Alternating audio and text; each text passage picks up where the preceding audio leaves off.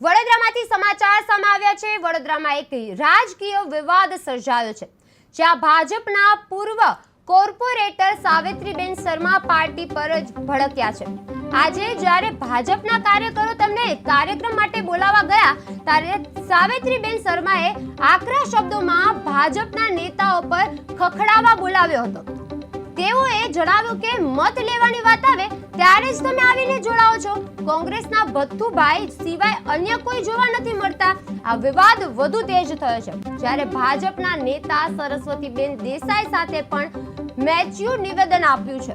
આ સમગ્ર ઘટના ડભોઈ રોડ પરની ભરતવાડી સ્થિત આંગણવાડી ખાતે યોજાયેલ બાળકો માટેના ફળ અને ચીકી વિતરણ કાર્યક્રમ દરમિયાન બની હતી।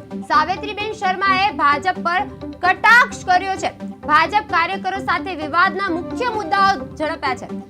ભથ્થુભાઈ સિવાય ભાજપને કોઈનો સાથ નથી। સરસ્વતીબેન દેસાઈને સાવિત્રીબેને ખખડાવ્યા। આંગણવાડીમાં જ્યારે ફળ અને ચીકીનું વિતરણ થઈ રહ્યું હતું, ત્યારે સરસ્વતીબેન દેસાઈ અને સાવિત્રીબેન ખખડાવ્યા હતા।